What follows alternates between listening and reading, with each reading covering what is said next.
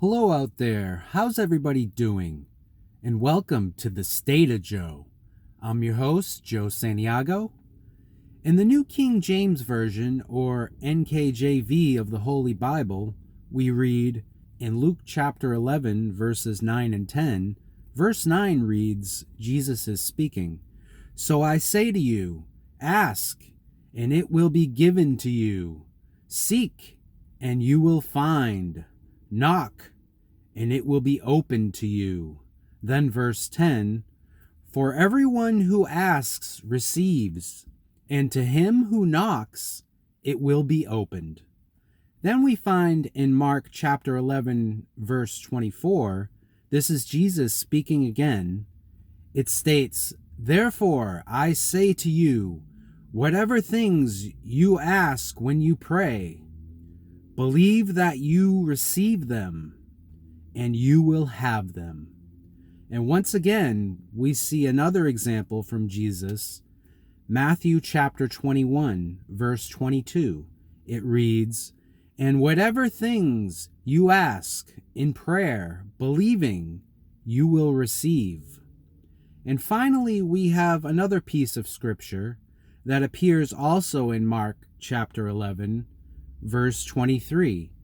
It is written, this is Jesus speaking again, "For assuredly I say to you, whoever says to this mountain, 'Be removed and be cast into the sea,' and does not doubt in his heart, but believes that those things he says will be done, he will have whatever he says." That's good and bad things. It works both ways. We have the power to change the course of events at any given time. No matter how crazy life gets, all we must do is speak it and believe. Of course, the celestial plane is a mysterious realm that operates on coincidence, chance, circumstance, irony, destiny, fate, and sometimes just unexplainable magic and miracles.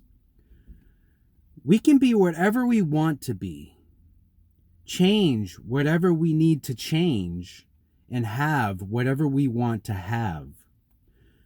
See, we are divine, supernatural beings with built-in magical powers, like listening to that small voice in your head, helping you decide how to maneuver through obstacles placed in your way, or situational changes that you'll be forced to adjust to in an instant.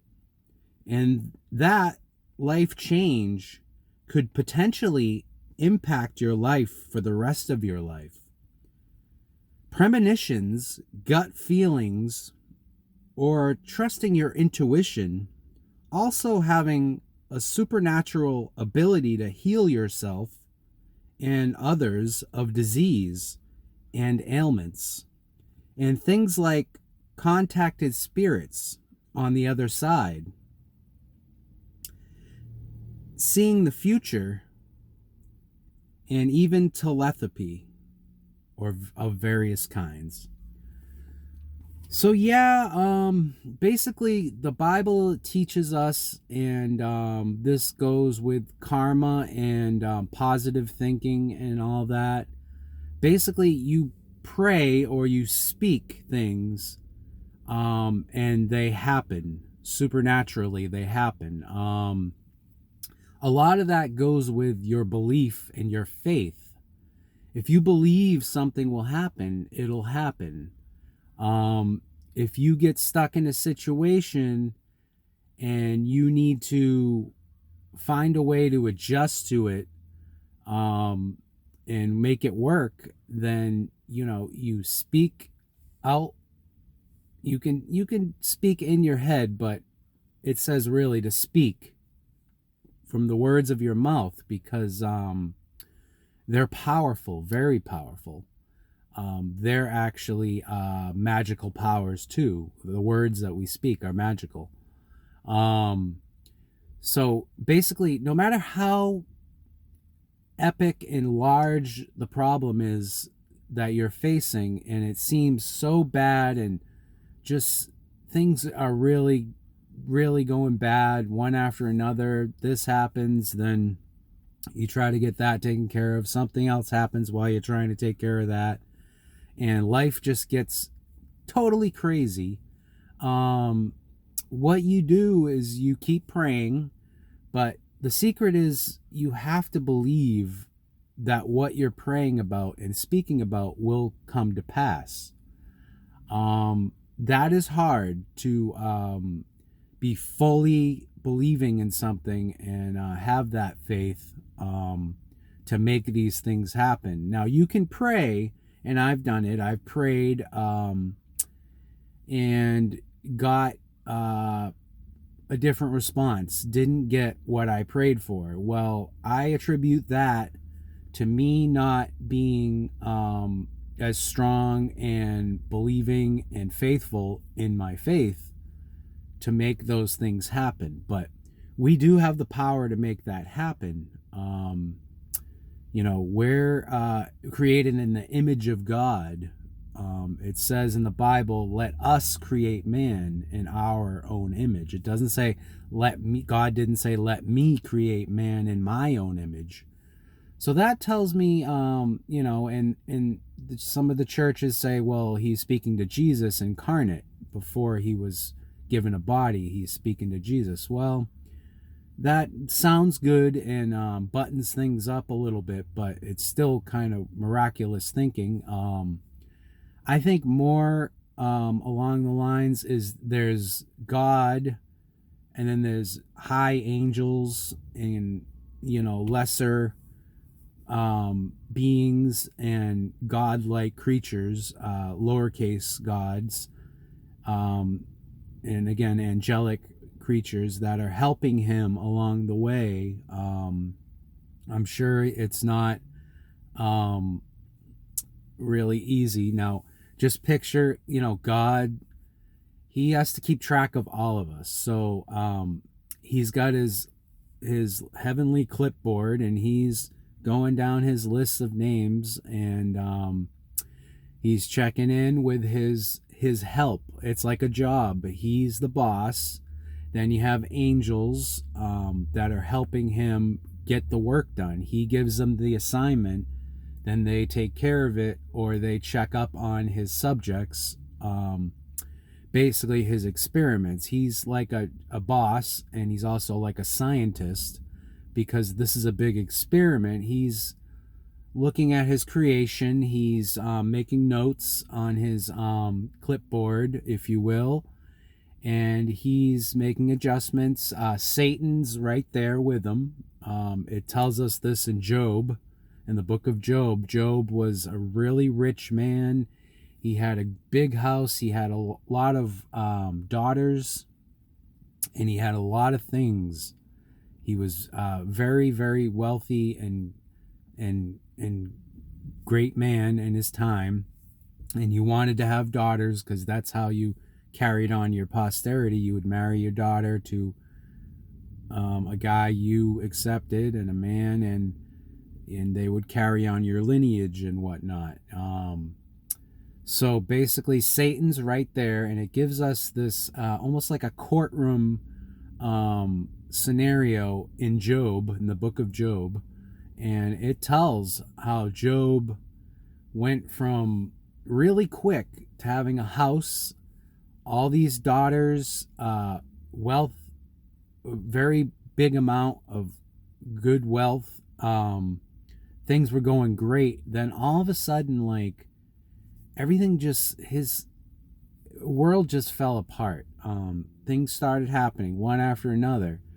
And Satan actually came to God and asked him for his permission to test Job. Now, I would say this was more than a test. This was like a big test. This was like life-altering decimation to his life, basically. He lost his house. It was destroyed. All his daughters were killed. Now, this is a parable, but I'm sure some of it's true. There's a kernel of truth in all this stuff. And then some of it's just downright true. Now, Satan came to God, said, "Can I test your servant?" Yes, you can. He decimated Job's life. He took him from a rich man to basically he had nothing. He didn't have a house, any possessions. All his family was killed, all his daughters. And he basically was contemplating just, he didn't really want to live at one point because he was just so, things had gotten so bad. He was actually out on the street, like just like suffering, and he actually started getting boils on his skin, and just one thing after another. And this kind of tells how life is. You lose a bunch of stuff, and then you get boils, or you get a disease pops up, or someone or a family member gets a disease. Suddenly they're gone, or they're sick, and it changes your whole perspective and everything you have to do in your life. You have to take care of that loved one, or and deal with all these problems that are affecting everything. But basically it tells us no matter what happens, we can control the situation. We can believe, we can have faith and turn it around. Even if Satan's right there in your face and he's literally saying, no, this is, and you see him or whatever, you use the power of God, you use the name of Jesus, you cast out the demons, you cast out Satan, you cast out the evil, and you are supposed to live a decent life. God keeps track of all of us. He makes notes, like I said, and he uses the natural world to make these miracles happen, because yes, there are miracles that happen, but sometimes they use nature's processes to make these miracles happen, or again, coincidence, chance, all the different things that make up the universe, and basically how the universe works, how things happen. You have these things happen, then like years later there can be a coincidence. Oh, I remember when that happened, and it links right up with that. And then because you're on a journey, and when you knock on these doors, as Jesus says, be careful, because the doors you knock on, it's like on a game show. Well, I picked door number 2. No, I picked door number 3. Let's make a deal. Well, you can make a deal, but be careful who you're making the deal with, because it could be with the devil, it could be with demons and things like that, and you don't want to do that, because that's a false deal. That's giving you something, but you're giving yourself and your soul and over to that entity to get that power in this life, which is great to have power in this life, but we want to worry about the whole picture, like what all right, let me try that again. What our purpose is, and our souls supposedly are eternal. So there's a higher purpose to all this.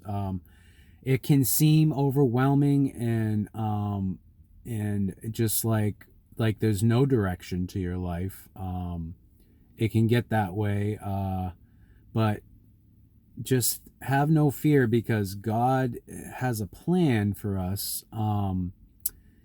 It doesn't always seem like it's going to plan as God's plan or a good plan, but if you see, like, we have to go through these experiences, bad things, just things that happen in our lives, stupid mistakes, things you say, things you do, relationships you get into, decisions you make in your life. It could be a new job, or to move somewhere, or to take an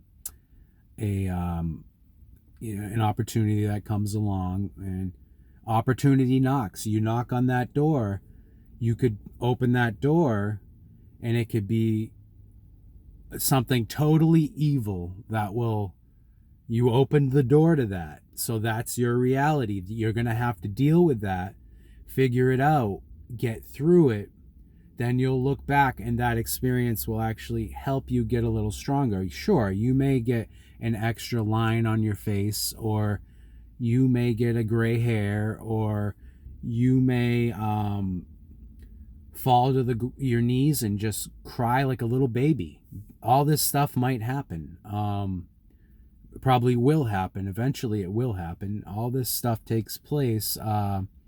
So we don't know the purpose, really. We just know we're here. This is God's experiment. He put us all here. He keeps tabs on us. Again, he has his angels on assignment to help us through these things. I've been in situations where I should have died in my car and stuff. I talked about my first video. I rolled over in an accident, got out of the accident with a tiny little scar, and that made me see things a lot different. So each little experience you have changes your perception and your outlook on life, and on your life and your path and what's going on. You want to communicate with God. I would say, throughout the day, if you need to, you just call out and talk and stuff, or just talk. And I would say it's important at the end of the day, put everything down, and say a prayer. Either say I personally like the Lord's Prayer, but then I have some other prayers I go into, and that kind of grounds you for the day is done. You're thanking God, and you're getting ready for the next day, or you could think of that as a resurrection. You're falling asleep, and every day we're resurrected, and we have a new way we can do things. We have a new opportunity. We have an opportunity to make things right, an opportunity to change things, an opportunity to go back and try to correct things, or to move forward and progress with better things, to keep going up, and keep coming to a pinnacle in your life. So all these things will happen. You just, no matter how bad it looks, how big the mountain is, as it says, the mountain can be cast into the sea. You just speak it, you believe it, and it'll happen. We are magical, divine creatures that we basically we have these abilities, and I believe we had these abilities when we were earlier in time. We lost them over time with some people say even the invention of light bulbs and stuff had an effect on our brain, where we just, before it was a lot of darkness and different, probably imaginative things, and different things were happening, and we got a little smarter in a way, more aware of things, but not necessarily smarter. In some things we're still very stupid, but we would basically, your third eye, or right here, you have pineal gland, I believe it's called. I could be saying that wrong, but that's your third eye, and that gland, which is right between your eyes,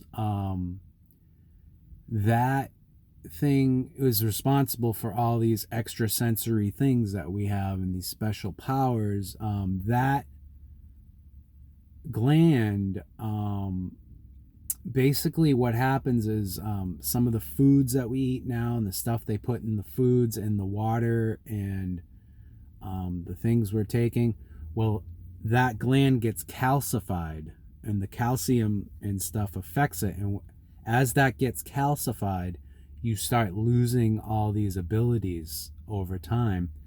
And then, like, you end up on the phone all the time, and you're just desensitized to your natural abilities because you're looking to a device, or you're looking to the media or someone else to give you the next step when you have it the next step all along in yourself.